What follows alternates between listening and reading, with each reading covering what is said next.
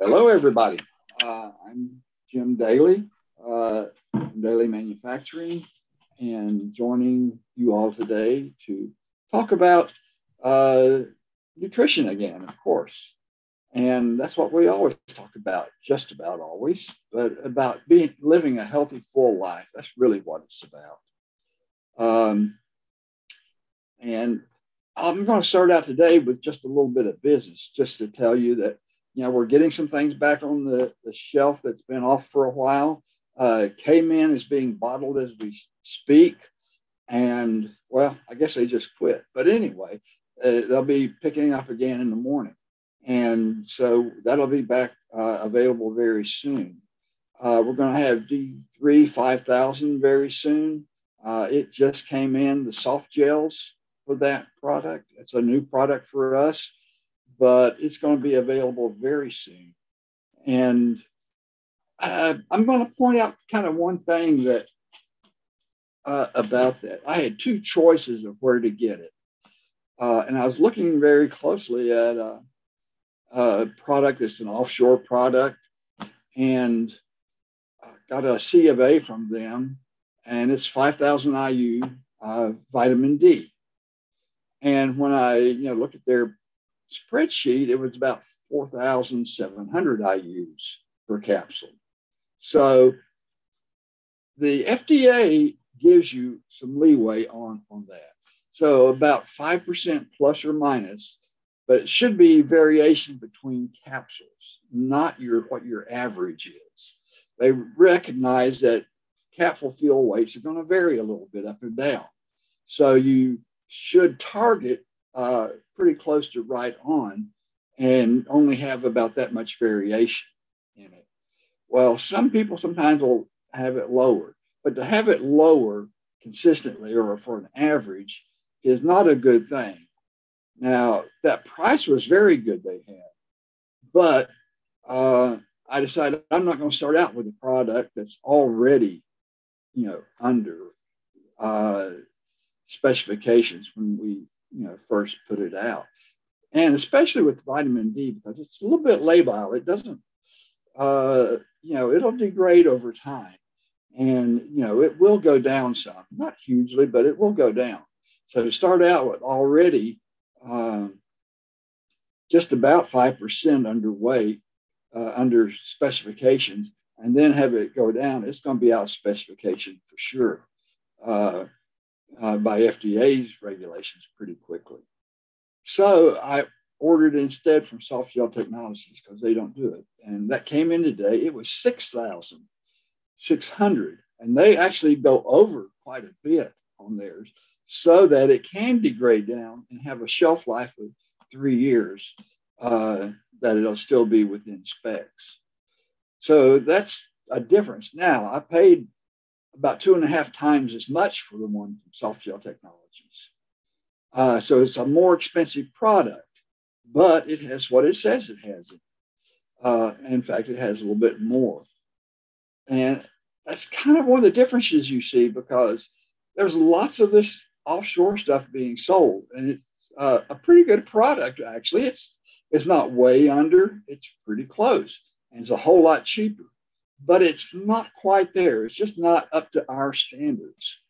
And so, we have a more expensive product, but it's a really much better product. And it'll be a good product 2 years from now if you buy it and set it on your shelf and don't use it. It'll be a better product than this offshore material started out as.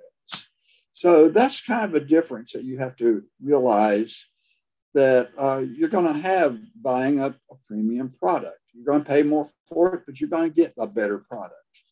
No way around it. Now, saying that, let's just go on into our talk for today and talk a little bit about our nutrition. And I'm going to share screen. Okay.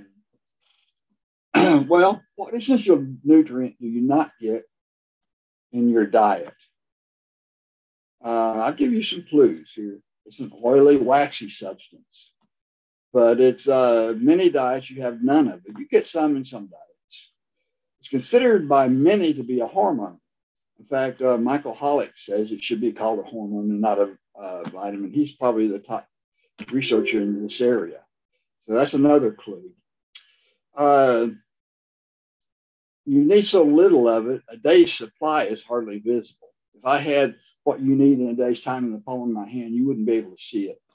It's that small of an amount.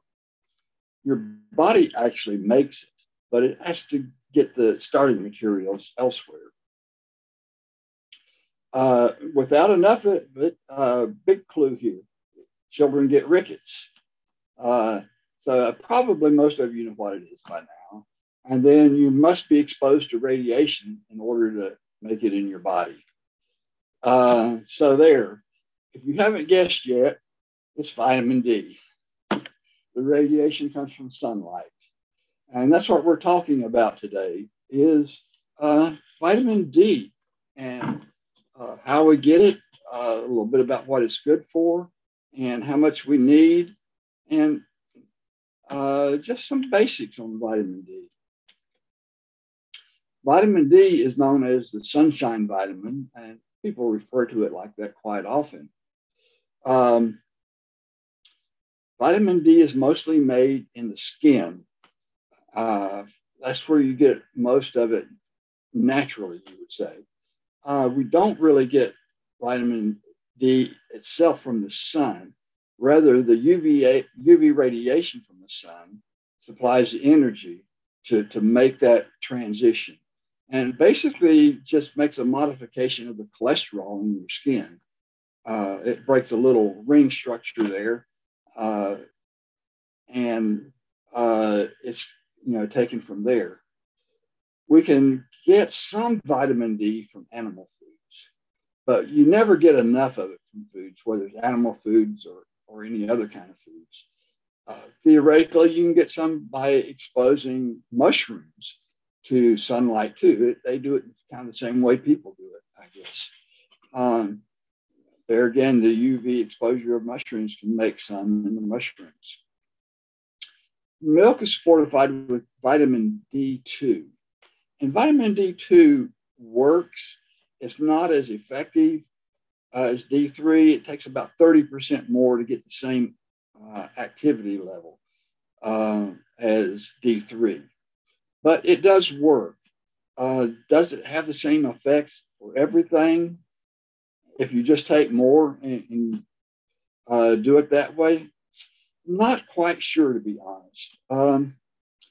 Vitamin D, for bones, it's been pretty well documented that it probably does work that way. If you just take some more extra vitamin D2, you get the same effect. But there's a lot we don't know about vitamin D yet because it does a lot of other things. And whether it works in every situation the same as vitamin D3, that's something I haven't seen enough research on yet to be able to say one way or the other, to be honest. So they both can work, and you can get them both as supplements. I prefer vitamin D3. One reason people don't like D3 sometimes is it does almost always come from an animal byproduct, so to speak. Now, I consider it to be vegetarian. It comes from the lanolin from sheep's wool. You don't have to kill the sheep. You don't have to hurt the sheep. You just have to shave the sheep. And they get the lanolin from that. And that's what they use for the cholesterol source to irradiate with UV irradiation to make vitamin D3 just like it's made in your skin. So it's not, I consider it vegetarian in a way, in the same sense as you might consider honey vegetarian. But, some people don't consider it that way. If you're a really strict vegan, then you probably want the D2. So just to put that out there. Vitamin D, as I said, is made from sunlight. And if you look up at the top here, it shows sunlight reacting to the skin. And vitamin D is made first by opening up that one of the ring structures on the cholesterol, and then one more step, and then the liver takes the actual vitamin D3, and that's all pretty unregulated right there. The liver takes the vitamin D3 and pretty quickly converts it to 25 hydroxy vitamin D. And that is the vitamin D that when you go get it measured at your doctor's office, that's what they usually measure. They can measure the next one, but it's very rare and it's not particularly useful under most situations to measure 125 hydroxy D. So 25 hydroxy D, although it's not the active form, that's the form that's stored in your body to convert to then mostly in the kidneys to 125 hydroxy D, which is the very active hormone form of vitamin D that's does the actual work.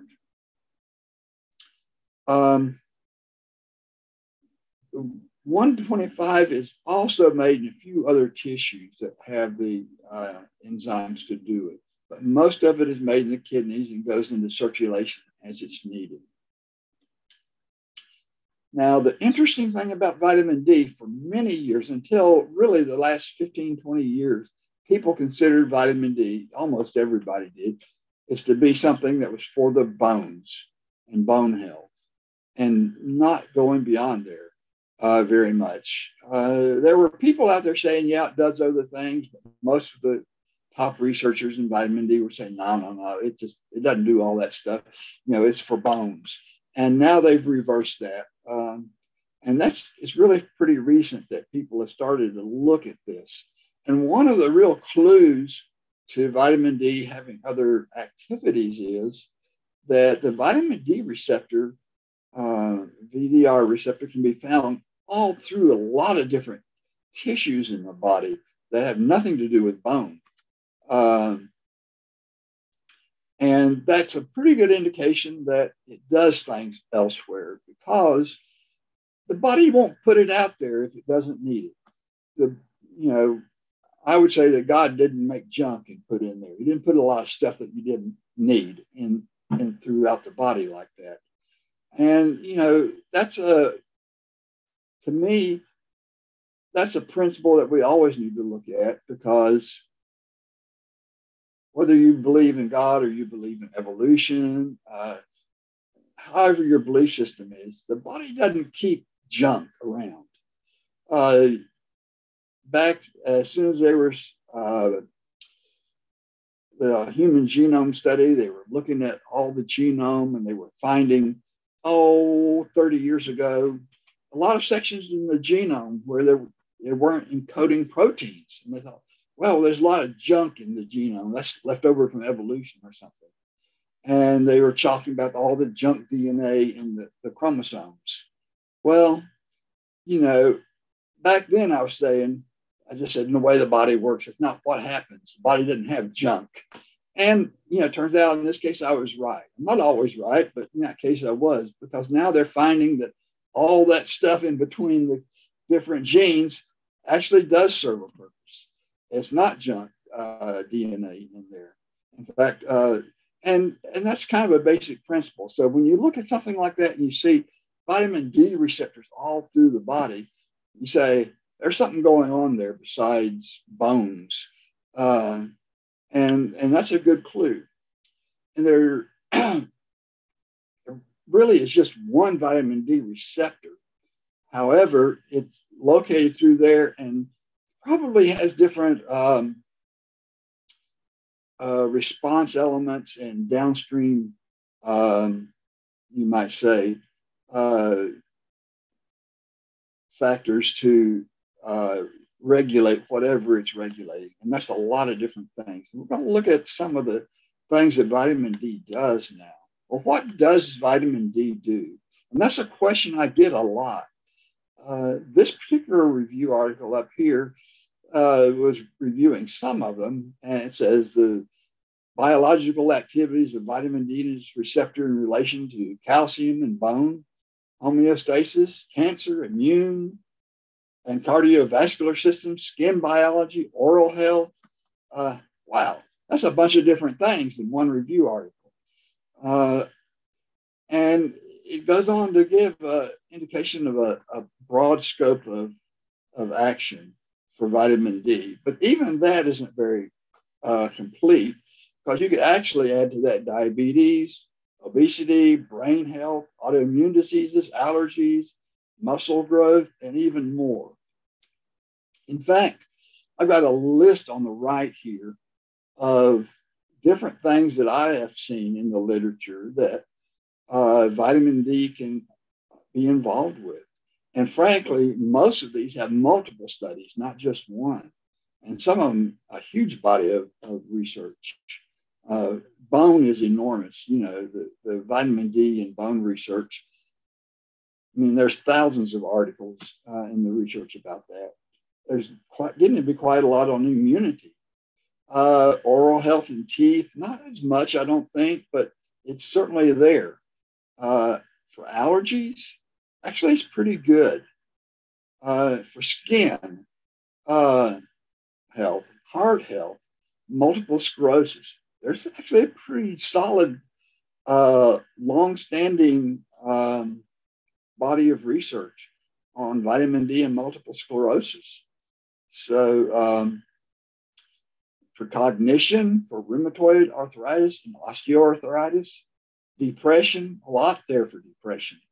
COVID, you know, in just the last year, we've seen a lot of vitamin D research related to that. For hair, the vaccine response, how it acts, blood pressure, atherosclerosis, vision, dry eye, muscle growth, a lot there. In fact, I would say that vitamin D should be considered an anabolic hormone, actually. Diabetes, gut health, sarcopenia, big area for vitamin D. So I said it should be considered a anabolic hormone. However, it's not something that weightlifters need to take a lot of to build muscle. It's not like taking the extra testosterone and testosterone analogs or something like that.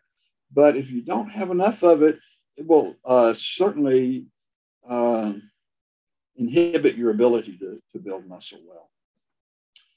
But it works a little bit differently as far as that goes. But the sarcopenia, I just want to stop and just sort of talk about that very briefly, because that's something I'm pretty interested in of late. Sarcopenia is a type of muscle loss or atrophy. It's different from cachexia as far as the causes of it. Cachexia is something that you lose muscle as a result of diseases with inflammation, cytokines, inflammatory cytokines. But sarcopenia is an age-related muscle loss that I'm not going to say it's caused by age, but it's certainly associated with age. It's a loss of muscle mass, quality, and strength. The rate of muscle loss is dependent on a lot of different things, actually, and comorbidities, nutrition, and other factors.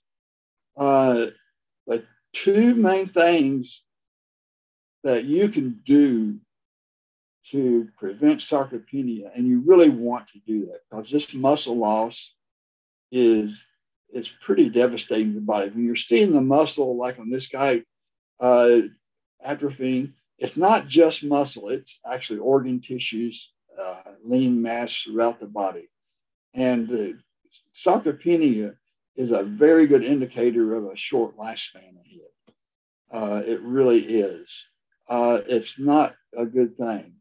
And you can just look at this guy who's probably not any older than I am and just see how his muscles are sagging down here at the bottom. You know, that's normal muscle. It's not a weightlifter, bodybuilder muscle, but it's normal. So I don't have sarcopenia. One other thing about sarcopenia is, though, that some people are obese and have sarcopenia, and you can't see it. It's hard to diagnose. But if you're really losing a lot of muscle strength as you get older, even if you're obese and you don't look like that, you're probably becoming sarcopenic.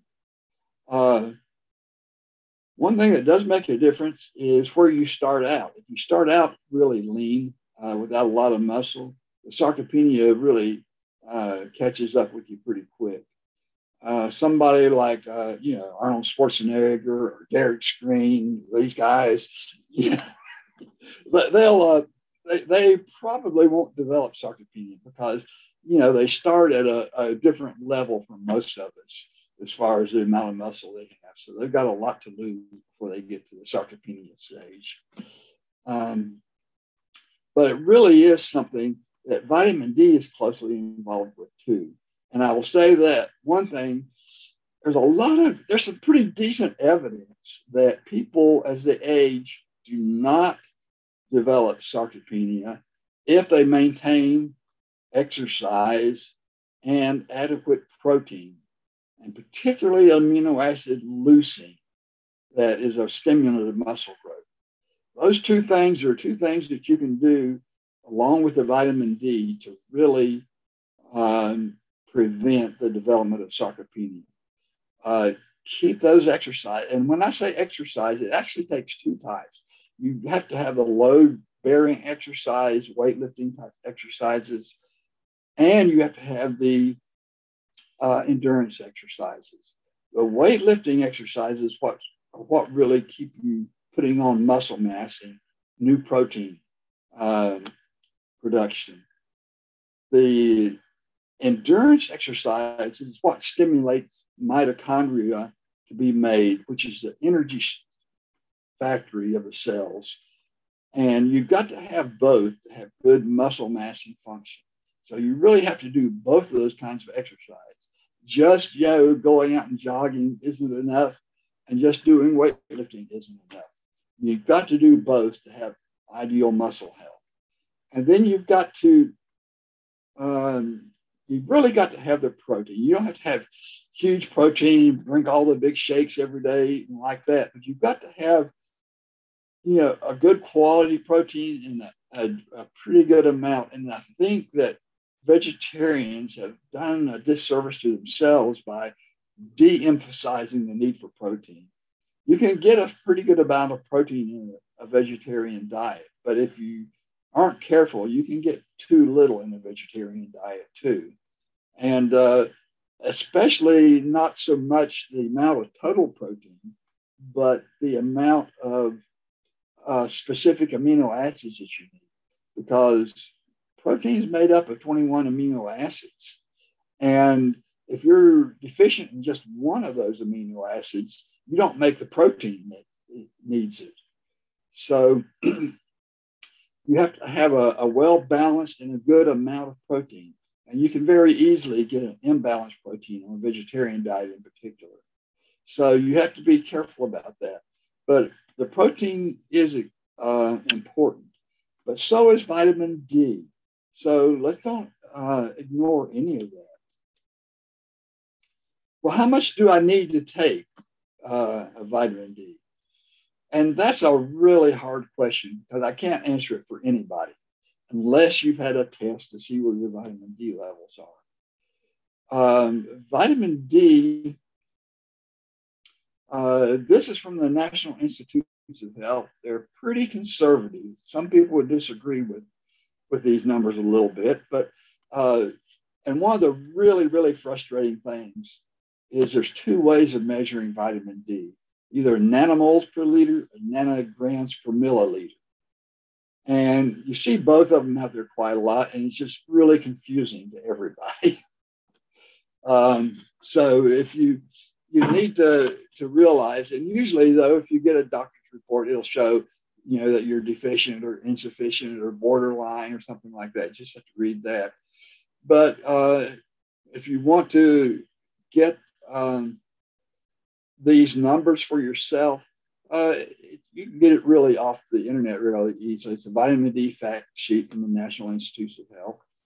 Has that on there, and more information about vitamin D. But anyway, less than 30 nanomoles per liter or 12 nanograms per milliliter is deficient. Between 30 to 50 or 12 and 20 is considered insufficient. Now, I can tell you there's a lot of people, published literature, in fact, a study that I'll get to in a minute, that will really put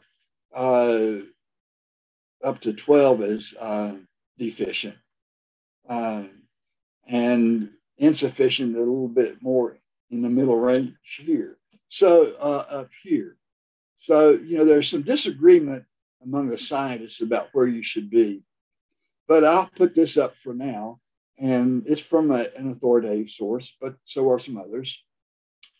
But you can't know what your vitamin D status is unless you have it measured.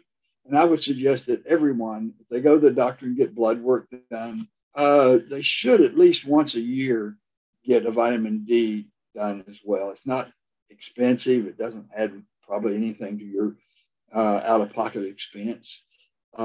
It's easily done, and you'll know your status and about where you are. And doing that just periodically will be a good idea. I do it at least once a year myself. Now, a lot of people are deficient in vitamin D. In fact, this study looked at, and Shingman sent me this one. I asked him for it. Looking at a population of the whole, 40% of the people in this study using NHANES data were actually deficient in vitamin D. Now, they used 20 nanograms per milliliter, 50 nanomoles per liter as their deficiency cutoff.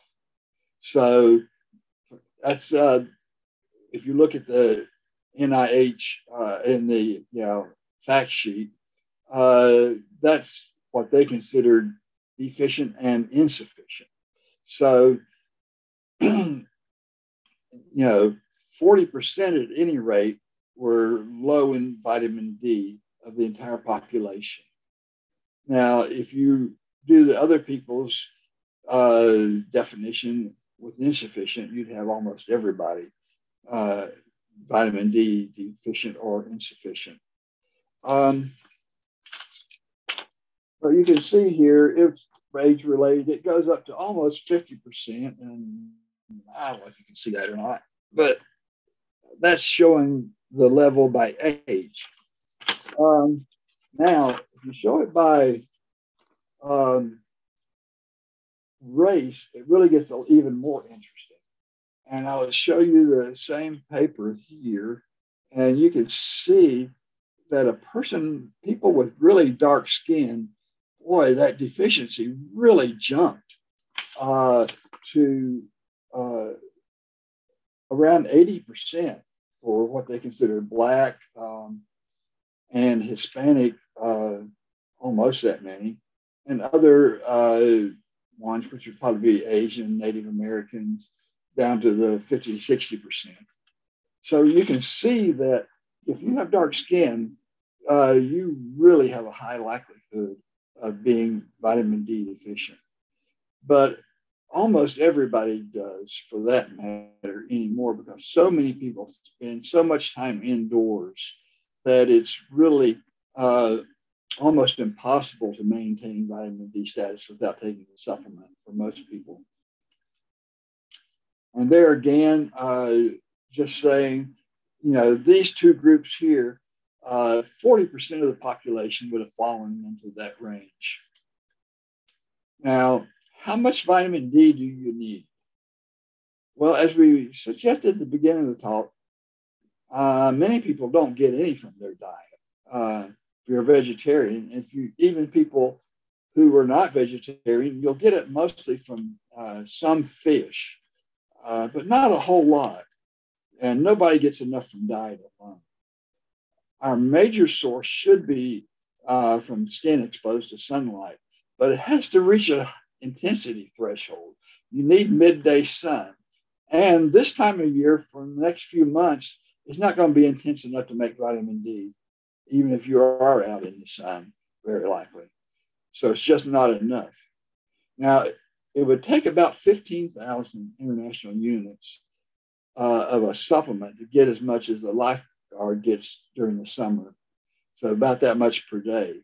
But, they're getting really more than they need, more than adequate if you're a lifeguard working out on the beach.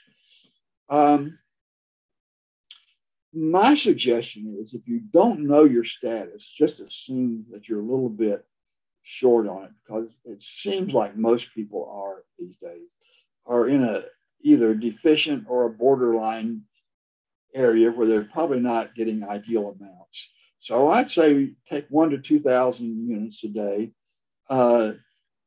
if you're not sure about your status. That's going to be very safe for anybody to take.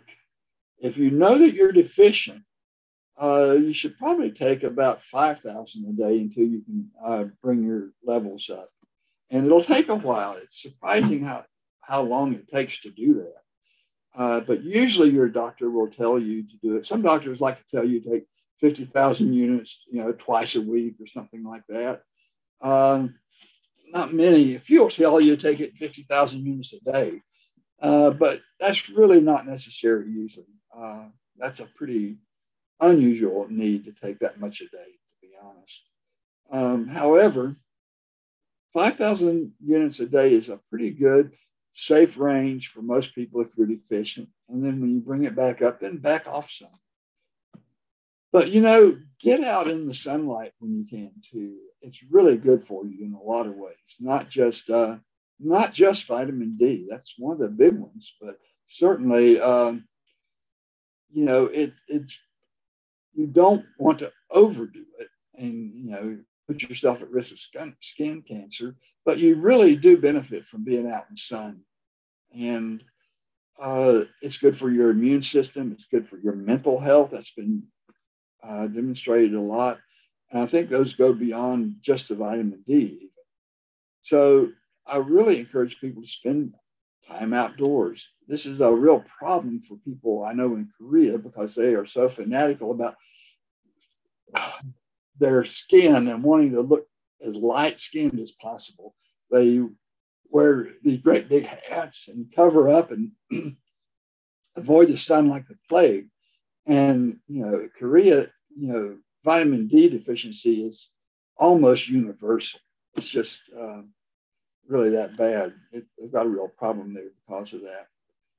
Here we go to the opposite extreme. We lay it down out in the sun and bake and try to get suntan. And, that's not good either. So you've got to sort of strike a happy medium there. And just keep in mind that, an outdoor active lifestyle is really going to be healthy. And vitamin D is going to be one of the ways to do it. On the other hand, if you're not getting enough vitamin D, you really should take the supplement. It'll do wonders for your health in a lot of ways. Now, if you've got enough vitamin D, none of the research I've seen have shown any benefits for somebody in an optimal range of taking more. So if you have a good range of vitamin D, you're in a really healthy range, you don't need to take vitamin D. Taking more of it's not going to do you any good. That's just the way it is. The studies are pretty clear on that people that are in a good optimal range, supplementing those people with more vitamin D, you never get any statistically significant benefit out of it. So, I really encourage everyone to know what their vitamin D levels are, just like your cholesterol levels, your blood pressure, all those things. That should be a big part of what you learn from your doctor. And with that, thank you. That will cover it today. Do we have questions or observations?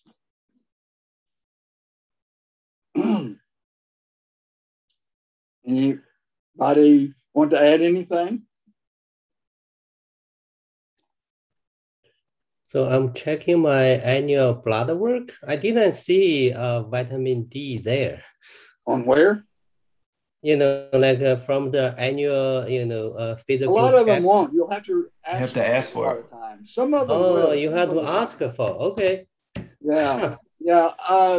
My doctor does it automatically, and some do, but a lot of them don't. And if you ask for it, they're usually happy to do it. Like I say, it's not a big deal to do, and it's something that's really, as far as I'm concerned, there's no way of knowing, where your status is unless you do it.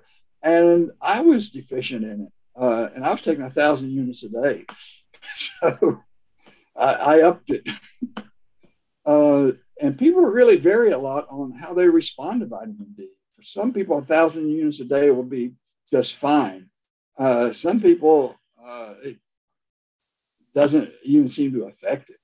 So, there's a lot of individual variation there. We have to kind of realize that. Jim, does it seem that the vitamin D levels, the nanomoles, they vary throughout the day? Like how? No, they won't vary throughout the day. No, the one that's an active hormone, 125, will vary throughout the day, and that's one reason they don't measure it, because it doesn't tell you too much. That's an active hormone that's produced as needed. But the 25 hydroxy D, I did have a doctor measure the 125 once, and I asked him to not do that, to give me the other one. Sometimes the doctors don't understand vitamin D very well, honestly. That's just the way it is. But the 25 hydroxy will stay pretty level. It'll vary over time. I mean, and we're talking about weeks or months, but it doesn't vary up and down during the day. No. I think I get mine. Okay. Sorry. I was just going to ask about the extraction process for the D3 and the sheep's lanolin. Do you know anything further about the process or what that entails? Is this melting? I know they take the lanolin, and as far as how they purify it, I'm not quite sure on that, to be honest. It should be a pretty simple process, a chromatography type process, where you solubilize it and run it through probably some kind of a big column that separates it out by size. But I don't know exactly how they do that. No. If you expose the cholesterol in there, they may separate out the cholesterol first from the other oils in there, and that would be pretty easy to do. You could probably do that mostly by heat separation.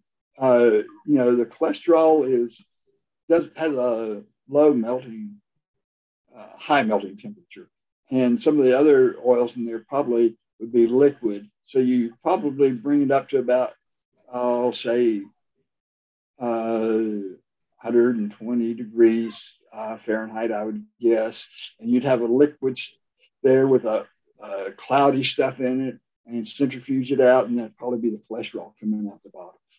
So if you, it's kind of funny, when I was taught a lab class at UT, University of Tennessee, we had everybody bring in blood samples that they had drawn, or we had a nurse come in and draw, and they were supposed to give a fasting blood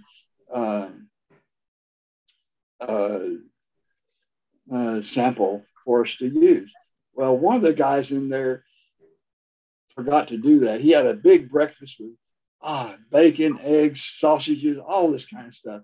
And his blood was cloudy. I mean, you could see the white cloudiness in his blood sample. I was like amazed, like, what is this? But that was basically cholesterol mostly. That was, I was surprised at that. But anyway, you could separate. It wouldn't be hard to separate out the cholesterol. Let me put it that way. I don't know the process. I'm just sort of guessing a little bit, but it really shouldn't be that difficult or high tech to do it. Should be a pretty simple process, I would think. Wouldn't you think so, Shingman? I think so. Yeah, and then you just irradiate. It's a simple process. You irradiate the cholesterol with ultraviolet light, and you've got the 4 rings in there, and one of the middle ones, it breaks the ring open, and that's the first stage of the cholesterol. I think there's one other little modification that's also really, it's not a synthesis product. It's more like a degradation process in a way.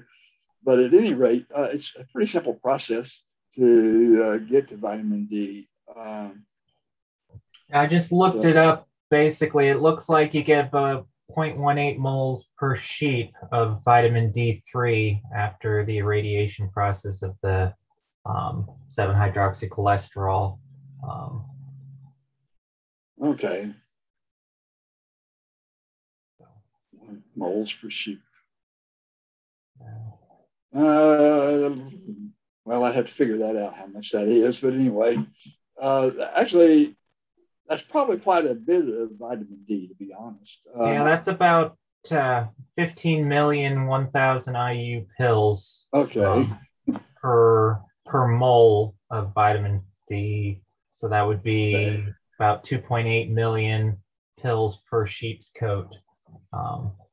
Okay. Well, okay. Any other questions? That was interesting. I've never looked at that data before, how much you get out of a sheep. But, to me, it's a vegetarian product, but to some people, it's not. So, everybody's their own opinions on that, I guess.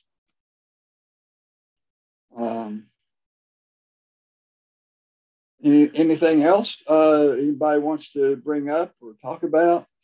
Or okay, well, I guess we'll finish for the day then. I'm glad everybody came. I hope you learned a little bit. I hope you all run out and get your vitamin D tested next time you go to the doctor, because really it's the only way you know. And there's just so many things that vitamin D is involved in that you really don't want to be deficient in vitamin D. It's an amazing how ubiquitous it is through the body, and the research is just exploding in that area right now.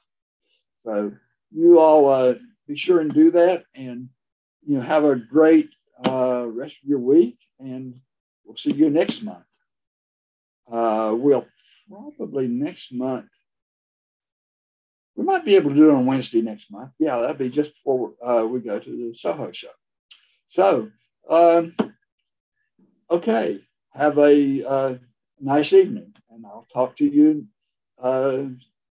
next month for sure, and probably sooner for most of you. Okay. Thank you. Good night. Thank you. Bye. Goodbye.